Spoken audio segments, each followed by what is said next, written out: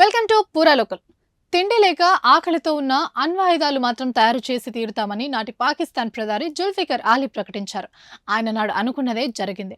నేడు పాకిస్తాన్ వద్ద అణ్వస్త్రాలు ఉన్నా కానీ అన్ని వస్త్రాలకు మాత్రం తీవ్ర కొరత ఏర్పడింది.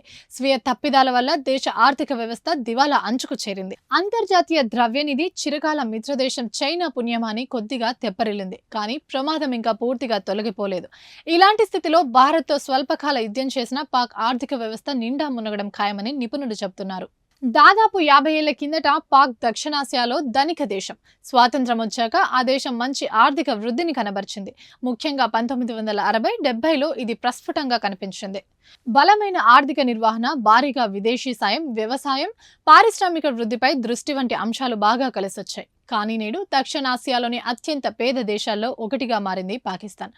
దుష్పరిపాలన, సైనిక నియంత్రణలు, సీమాంతర ఉగ్రవాదాన్ని దేశ విధానంగా మలుచుకోవడం, భారత్తో గిల్లీ కజ్జాలు, ఖరీదైన ఆయుధ పోటీ వంటివి ఈ దుస్థితికి దారితీశాయి. కోవిడ్ మహమ్మారితో కుదేలైన పాక్ ఆ తర్వాత ఆర్థికంగా నిలదొక్కుకోవడానికి ఆపసోపాలు పడుతుంది. మాజీ ప్రధాని ఇమ్రాన్ ఖాన్ జైల్లో పెట్టడంతో మొదలైన రాజకీయ సంక్షోభం, బలూచిస్తాన్లో వేర్పాటు వాదానికి తోడు ఆర్థిక సవాళ్లు ఆ దేశాన్ని తీవ్రంగా దెబ్బతీశాయి. ఇవి ఇప్పటివరకు అప్డేట్స్. మరిన్ని అప్డేట్స్ కోసం చూస్తూనే ఉండండి పూరా లోకల్.